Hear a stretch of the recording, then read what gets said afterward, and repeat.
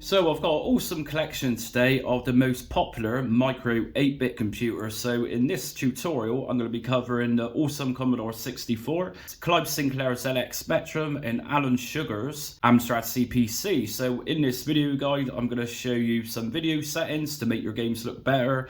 I'm going to go through some control settings and how to get your virtual keyboard up in times when we need it.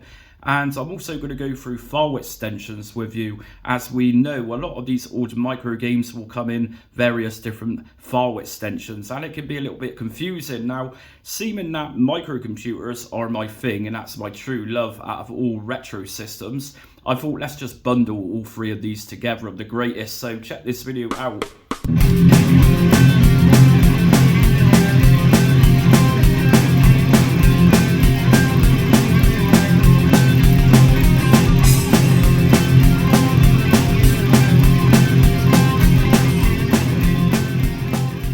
Okay, if you like what you see in today's video, hit notifications and also hit subscribe so you don't miss up and coming content for Batocera, RetroBat, Launchbox and RetroArch and various other standalone emulators that I cover on my channel. So let's get into this. We just booted up Batocera, and if you don't know what Batocera is and you want to set it up, check out my Batocera playlist. I got a full comprehensive guide on there for you to follow and get you up and running. So we booted into Batocera, and what I'm going to do is just press F1 on my keyboard, and after pressing F1 we can now go and get some files up and running. So I'm going to start off with my favorite of all time, which is the Commodore 64. So I've got my USB drive connected, and I've got three separate folders in here. So C64, I've got Amstrad CPC and ZX Spectrum. But for this part of this guide today, I'm going to go for C64.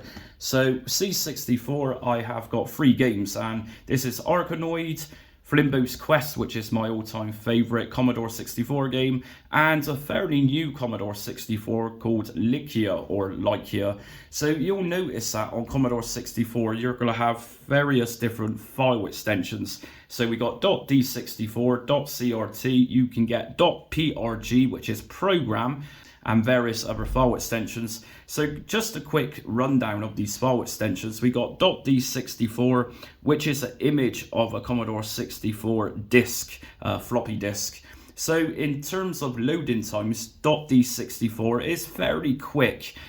We've also got TAP, which I forgot to mention, and .tap files, or rather file extensions, are cassette tape images. So by far, .tap or cassette images are very slow to load, and I don't recommend those, especially here in 2023. We've also got .crt, and .crt is a cartridge image. So again, .crt is very quick to load, almost instant. And then finally we got .prg. So .prg stands for program, and you get no loading screen with .prgs. They pretty much load up instantly, so very close to .crt cartridge images.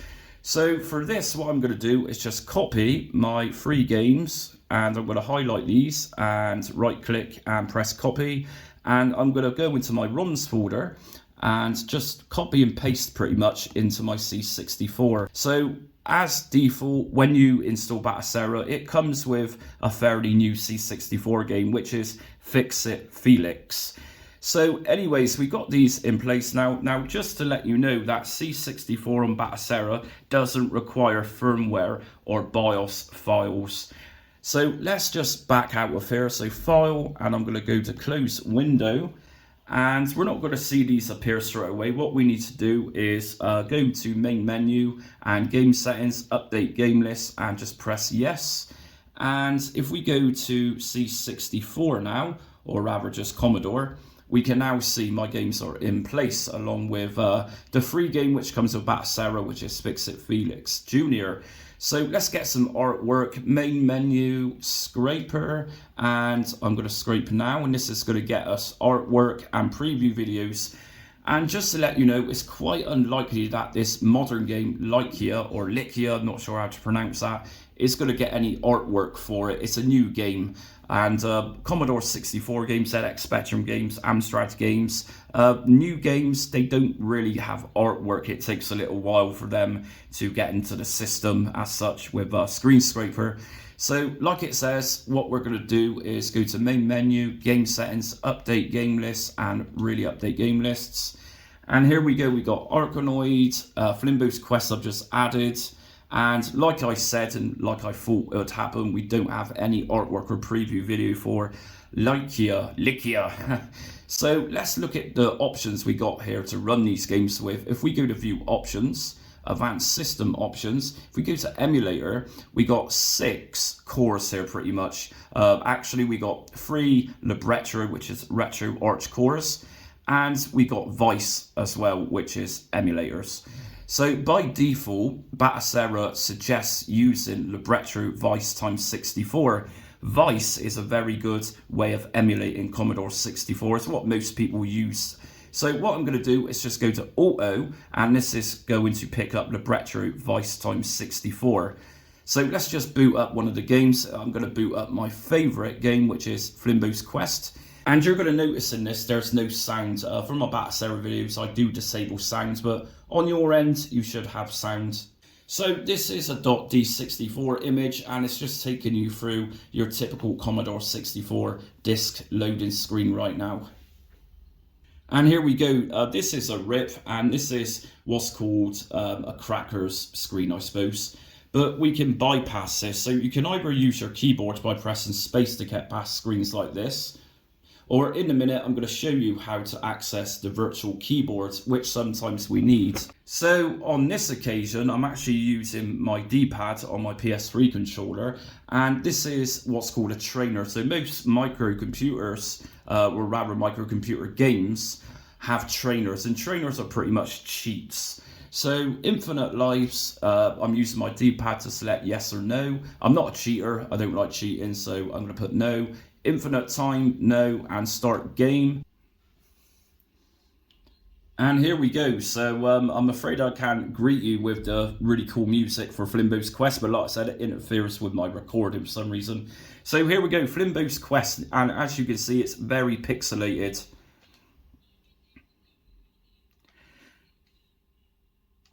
So all is running fine, and what I'm going to do in a minute with this one is take you through some video settings. And whilst I'm thinking of it, if there's times on Commodore 64 games you might need a keyboard function and you find your main keyboard isn't working, then all we can do is just press select on my PS3 controller, which brings up a virtual keyboard, and you can do different things from here. So if you're a Commodore 64 diehard fan like myself, you'll know that most Commodore 64 games only worked from port 2. So there's 2 ports on C64, ports referring to joystick ports. Most games were programmed to run from port 2. So if you find you can't move your character or whatever game you're playing, just go to your virtual keyboard, and the one to press to change input ports for you to control your character for whatever game you're playing is Joy P. And if I back out of that, we'll see that Flimbo is no longer working. So if I go back into that again and press Joy P again, press select, there we go, Flimbo's now moving around. So like I say, for whatever reason it is, most programmers back in the day, and even in modern C64 games, most programmers will program the games to run from port 2 only. So let's exit this game. And what I'm going to do next is just take you through some settings. So if I press select on my PS3 controller, view options, advanced system options, and from here we got game aspect ratio. So Commodore 64 games are programmed to be in 4:3, and that's why it's set to auto 4:3. We can set this to different ratios. For example, if I put 4, this should give us a full screen. 16:9, it's okay, but you'll find your games are slightly stretched. I'm going to go to full, and if I go down to game rendering and shaders, those pixelated graphics we've seen just now and the Flimbo sprite is highly pixelated. So we can go to shader set, enhanced, smooth games by linear filtering. I'm going to put to on. Integer scaling, I'm also going to make sure this one's on. Now, you'll notice on the side just a minute ago that we had Commodore 64 decorations on the side, and this is under decoration set. So you can either change the default Commodore 64, or we can go to none, and I'm going to choose none for this, and back out again. And if you are a big Commodore 64 geek like myself, if we scroll down a bit further and go to model type, we'll see different variants and different regions of Commodore 64. So by default, this one is running from the C64 PAL. So PAL meaning European, or rather British. We've also got the C64 model NTSC, which is, I believe, North America. And if we go down a bit more, we got the infamous failed C64 game system, which is actually rated as one of the worst selling consoles of all time, but that's another story. And we've even got a C64 Japanese NTSC model here, but largely this is going to work just by putting it to auto. If we go to color filter, we've even got various different colors from different platforms of Commodore 64. So we got CCS64, which is a Commodore 64 emulator, so that's going to produce its own style of colors. We got Frodo, which is another famous Commodore 64 emulator. Again, that's going to give you specific colors, which Frodo does. And Vice, which is obviously probably the best Commodore 64 emulator. We've even got RGB colors just here. And so there's lots to play around with just here. If you really want to, we can go for the C64S color filter. So just experiment with those. It's not going to break anything. Now, aspect ratio. We got two different styles here. So we got PAL and we got NTSC. So both of these are different regions, and different regions, PAL and NTSC in the old days, would produce different speeds of games and various other things. So that option's there if you want it. So with those settings set in place, what I'm going to do this time is actually open up Arkanoid. And Arkanoid is pretty much a clone of the famous arcade game from probably the late 70s, early 80s, which was Breakout. So what I'm going to do this time round, I'm just going to press select on my controller to bring up that virtual keyboard, which is also now gone into a full screen since I changed the settings. So for this, instead of pressing space on my keyboard, if I just navigate to the bottom line just here, this represents the space bar. So there is going to be games out there where you can't use your physical keyboard. I've come across these. So in times when that happens, just bring up your virtual keyboards for that. And you'll often get screens like this, which is another thing that crackers put into their 8-bit micro game images. So it's asking us on this occasion to press run stop to play the game. So for this, I think it's easier to bring up the virtual keyboard, and we're going to go to run stop to run this game, which is just here, run stop, and that's going to start the game. And here we go then. So another typical cracker screen, so trainers. So what I'm going to do is just use my keyboards, my physical keyboards for this. So unlimited lives for both players, no, and start at level 1. Now for those new to Commodore 64, you'll often see C equals, and that's a Commodore key, what's known as the Commodore key. So let's just bring up the virtual keyboard again, and you'll see it just there. That is called the Commodore key. Very cool stuff, Commodore. And here we go, here's Arkanoid. Now what I was saying just a minute ago, that Commodore 64 games have specific input ports. This one by default isn't letting me use my controller. As you can see, nothing's working. So this is where we can change the input port. So again, for this, all I'm going to do is just open up virtual keyboard and just select Joy P. Once I've done that, I can now move my paddle. So just make the ball go, and there we go. So it's now working. So I can't stress this enough. Some people new to Commodore 64 emulation gets very confused with several things that I hope I've addressed in this video. And one of them, where your game isn't working properly, you can't move things. That's one of the main causes, is that you need to change the ports.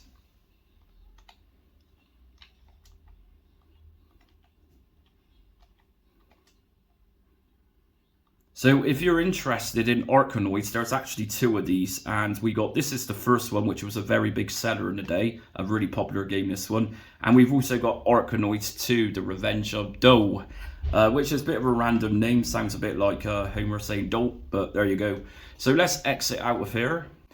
And very quickly, just to wrap this video up, I'm going to show you an example of this modern game, which is in a .crt file extension.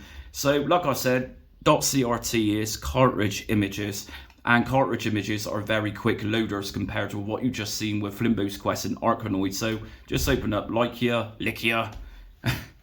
and here we go. So we're pretty much straight in.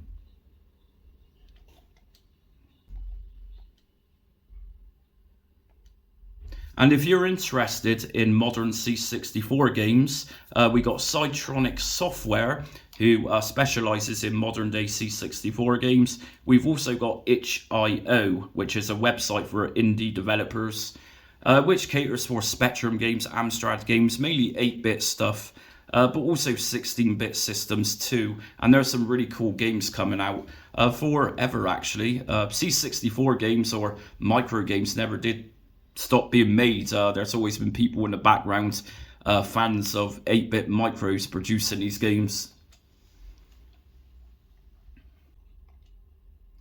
Now, if you are the developer of this game, Lycia, I apologize. I don't know how to pronounce this one. So, biggest apologies.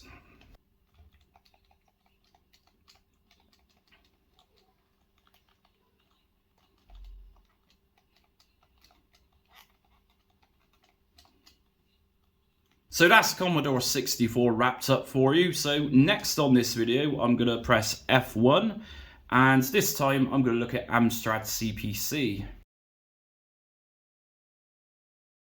Okay, so a little bit of quick history for Amstrad CPC range of 8-bit microcomputers. So Sir Alan Sugar, or better known as the boss on The Apprentice, he bought the rights from Sinclair Research. So we had ZX Spectrum, and then Alan Sugar bought the rights to the Sinclair brands, and that's how we got Amstrad CPC. So Amstrad CPC, another famous 8-bit microcomputer which competed against Commodore 64 at the time. So let's just get on to this. So we're gonna go back to my USB drive, and we've got an Amstrad CPC folder. In here I've got 3 games, and your common file extensions for CPC is going to be .dsk, which stands for pretty much disk image, which are obviously quick, just like C64 disk images. We've also got .tap, and .tap again is very slow at loading. .taps are cassette images, and we've also got something called .sna, or .sna. So that's a snapshot image, and again they're very quick. So out of all file extensions, I'd likely say go for .sna or go for .dsk. Just like C64, .taps are going to take you a substantial amount of time to get your games running, but if you're into that nostalgic experience, you want the full loading process for a few minutes, then just use .taps. So what I'm going to do is do the same like I just did with C64, highlight my game files, which are on my USB drive, copy, and we're going to go to the ROMs folder on Batocera, and under here we're going to see Amstrad CPC, which is just here. Just go into that folder, right click and paste. If we go back out into Batocera itself, file, close window, and of course we always need to go into main menu, game settings, and update game list, press yes. And we should now have Amstrad CPC, and here we go. So let's enter this, and we've got no artwork, so main menu, scraper, and scrape now, and this should get all the artwork and preview videos for these, as these are classic CPC games. So a little bit more history with CPC. We got a few different models. The most famous is the CPC 464. And then we move on to the disk-based Amstrad model, which was the 6128. So, there's various different models of CPCs. But by far here in Britain, the 464 model was by far the most popular, and that was cassette-based. It had a tape deck built in. So we scrape our artwork now. So main menu, game settings, update game list, really update game list, yes. And here we go. So like I said, we got all our games with artwork and preview videos. So let's just go into Dizzy Down the Rapids. Let's see how this runs with default settings applied. So this is going to automatically boot itself. You don't need to type in any commands with this one. And again, just like C64 games, you'll find that most of these 8-bit micro games do have titles like this come up. This is done by Crackers. So I'm going to press spacebar to enter the game.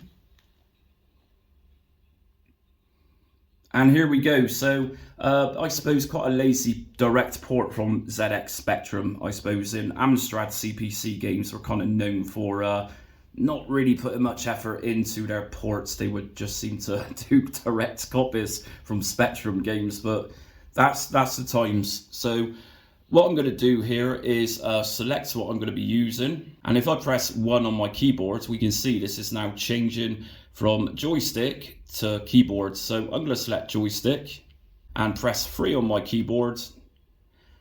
And again, use my keyboard to just type in a name.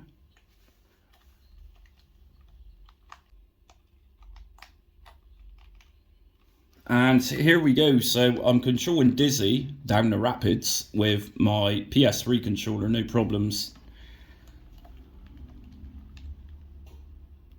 And the core this is using is CAP32, and CAP32 stands for Caprice 32, which is a famous Amstrad CPC emulator. So as you can see, very slow gameplay with this port. I've not actually played this port before, but not quite impressed. But, you know, to be fair, Dizzy Down the Rapids wasn't really the best Oliver Twins Dizzy game. So let's just exit out of here. And if I go into view options, advanced system options, Caprice 32 or rather Cat 32 is a Libretto core, and that's the only option available for playing CPC games in Batocera. But we've still got lots of options here to explore. So game aspect ratio, I'm going to check out full again. Game render and the shaders, shader set, I always put this to enhanced. Or, you know, curvature is also a nice option. So I'm going to show you this one. Curvature is almost like the old school TV rounded edges. Smooth games, I'm going to put my linear filter into on. Integer scaling, make sure this one's on. Back out. Decorations. And I'm going to take away the decorations on the sides. But, you know, you can explore this and add different decorations if you want. Just let me remind you, if you use one of these decorations and you apply full under aspect ratio or 16:9, your image is going to be cut. So just be aware of that. So in this case, I'm going to press none, back out. And if we just scroll down a bit further to CPC model, as I was saying just now, we got various different Amstrad CPC models. So like I say, the most famous here in Britain at the time was the 464. 6128 was a disk implementation, I believe, I might be wrong. And the 6128 Plus, I'm pretty sure that was another disk-based CPC computer with added memory. But I could be wrong. If I am wrong, just let me know in the comments. So I'm going to leave this one to auto. Color depth, we can add more colors to this. So 24-bit, which is already defaulted anyway. So just leave that to auto. Now, if you require games for CPC which are asking for more memory, then if we go down to emulated RAM size, we can choose different RAM or memory settings from here. So say, for example, you've got a game which requires you to have 512 kilobyte or over, then just go to 512 kilobyte and select that one. But let's check out another game this time with those video settings applied. I'm going to go for Agent X2. The Mad Professor is back. So here we go, this is a curvature screen and it looks pretty cool. It's also got a feature of slight scan lines on there. So I'm using my keyboard again on this. So infinite energy, no. Load stage, let's see. What I'm going to do on this is press 3 on my keyboard to select joystick and 4 on my keyboard and press a key. So here we go.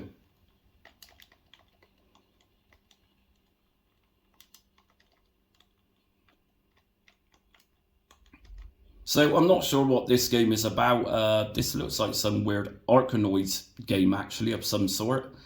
Some games on the old microcomputers would have mini games whilst the main game was loading. So I'm not sure if this is part of it, but Agent X2 was some sort of space shooter in I'm not sure what this is.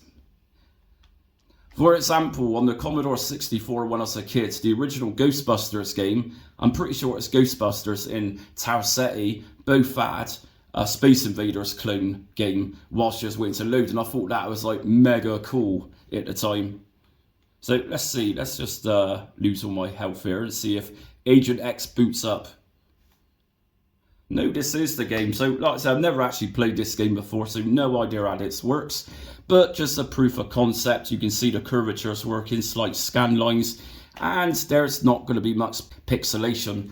And I'm going to just quickly check out 3D Grand Prix. So let's take a look how this one's working. So this is a very early Amstrad game. This is an Amisoft range, which I believe was Amstrad's own game range. So we can get a virtual keyboard on CAP32 as well. So should you need the virtual keyboard to do this on the keyboard, on the physical keyboard that is, I'm going to press F9 and this is going to bring up the virtual keyboard. And we've also got a cursor come up, so that's pretty handy if you just want to use the cursor using your controller like I'm doing here to select the relevant buttons that you need. And of course some micro games, 8-bit games, will require some keyboard functions at some point. And if you press F9, that's going to disable it, and obviously F9 again to enable the virtual keyboards. If we press F10 just here, we've also got a tape control option. So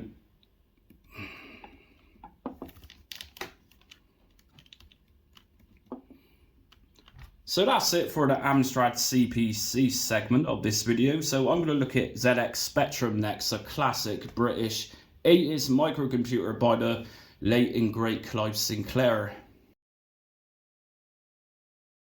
Okay, so we're on to the ZX Spectrum now, the final most popular 8-bit micro likely around, along with C64 and Amstrad CPC. So produced by Clive Sinclair, we started off with the ZX80 in the very early 1980s here in Britain, and we moved on to the ZX81, but the most popular was the ZX Spectrum, and we had two models of this. We had the 16K and the 48K. So the K, 16K, 48K, was referring to the amount of memory. So the 48K was by far the most popular, and it's got the symbolic rubber keyboard. For fans of the Spectrum, you know what I'm talking about. For newcomers, the rubber keyboard was very cheaply manufactured and had many complaints. So we also had many different models of Spectrum. So after the 48K, we went on to the Plus models, and there are several different models, 128K. We also had an American equivalent, which was known as the Timex. Some of the games are going to require a controller set to what's known as Kempston. And on the earlier Spectrum models, such as the 16 or 48K, we had an expansion port, and in the expansion port we would put in expansion pack known as Kempston. So Kempston expansion pack, you would actually plug your 9-pin joysticks into that expansion, as the original Spectrum didn't have a joystick port on it. That came later on with the later models. So again, I've got my games on my external USB drive. We got new volume. And what I'm going to do is go to ZX Spectrum, and I've got three quite popular games here for the Spectrum. I've got Manic Miner, which was an early 1980s classic, which most kids of that time have fond memories with. We've also got Cobra. So Cobra was a Sylvester Stallone film, which flopped, I suppose, in its day. I recently watched that one and I wasn't too impressed with it. But Cobra on the ZX Spectrum is held as one of the best games. And we've also got Chase HQ. Chase HQ on C64 was absolutely diabolical, and it's probably best on Spectrum out of all these micros. So we've copied these, and what I'm going to do is go to my ROMs folder in Batocera again, and ZX Spectrum is the last folder here. So let's just right click and paste. And we're going to go to File, Close Window, and once again we are going to go to Main Menu and Game Settings, Update Game List, yes. And we should have Sinclair ZX Spectrum, here we go. And here's my game, so again, main menu, scraper, and we're going to scrape artwork for these. And again, just like CPC, because these are old classic games, they're likely going to have all their artwork in preview videos. But once this is done, what we're going to do again is go to game settings, update game list, yes. And here we go. So Chase HQ, we got cover art, which is a cassette picture of a which is a picture of a cassette tape, as you can see, and a preview video. We got Cobra, which hasn't much resemblance to the actual film itself. As we can see, we got Rocky boxing gloves just here. Yeah. And we got Manic Miner. So what I'm going to do next is, for this, I'm going to go into my view options by pressing select on my controller, advanced system options, and what I'm going to do with Spectrum, so we just scroll down, go to controller type 1, I'm going to make sure this one is selected to Kempston joystick. And I'm going to leave that be, and I'm going to open up Chase HQ. And this is instant load. You don't need to be typing in no JLoad followed by quotation marks. So it's asking us to press enter for options. So just bear in mind, we've got a virtual keyboard with this. So, you can use this just like the Commodore 64 and Amstrad CPC virtual keyboards. But I'm going to press on my physical keyboard and press enter for options. And we got a range of different types of controller we want. So like I say, by far I always recommend Kempston joystick. So I'm going to press 3. And by pressing my joystick now, Kempston's set and we are into the game. Now, if you're fairly young and you don't know Spectrum, this is your typical Spectrum game. So lots of color clash going on. And that was down to limitations of the Spectrum hardware. But in modern games, a lot of coders can actually bypass color clash and they do some really good work.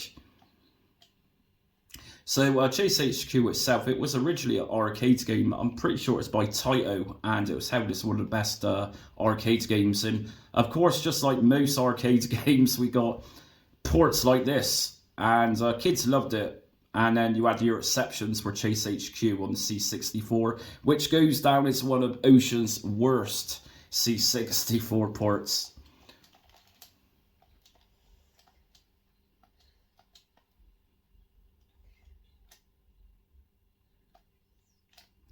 Sorry, so as we can see, ZX Spectrum is up and running. So let's just exit out of here. And what I'm going to do now is just play around with some video settings. Let's see what we got. So view options, advanced system options, game aspect ratio, same story. These games were predominantly based around a 4:3 aspect ratio. That was a common ratio of its day. 16:9, again, it's going to make our games very stretched. So for this, I just recommend to go into the full aspect ratio. Game rendering is settings, shader set. Again, it's up to you which one you apply, but I personally prefer enhanced and curvature. So I'm going to select enhanced on this. Smooth games, that's going to take away pixelation if that's what you want. Integer scaling, just make sure that's on. Again, if you want to get rid of all that pixelation, then those are two good options to enable. And decorations, if we go to decoration set, we got various different decorations. But like I say, if you're planning on using a full screen or a 16:9 aspect ratio, then just make sure decoration set is set to none. Otherwise, by using a decoration, a lot of your image is going to be gone. So back out, and if I go down to model, we've also got a range of different models through this emulation through Batocera. So like I was saying at the start of this ZX Spectrum setup, guys, we got lots of different models. Timex, as I mentioned, so it's an American equivalent. We've also got Pentagon. I believe Pentagon was a Russian equivalent of ZX Spectrum. But if you need a particular model to run your games, then this is where you find it. So for example, if you need a game that is only compatible with Spectrum +2, then just press Spectrum +2. I'm going to just leave this to auto. And that's it. So let's check out Cobra. And this is probably the weirdest port of a popular film at the time, which is using various different Sylvester Stallone films to incorporate into one game. It's very bizarre, but like I say, held as one of Spectrum's best games. So what I'm going to do is just select 2 to select Kempston to play this. And here we go. So this is running fine with the Kempston implementation just here. So yeah, very decent game, Cobra, on ZX Spectrum. It's probably one of my favourite Spectrum games, but yeah, very bizarre. And if you've seen Cobra, you understand that there's no buggies running around, there's no grannies with bazookas. It's just very bizarre stuff, but a really cool game nevertheless.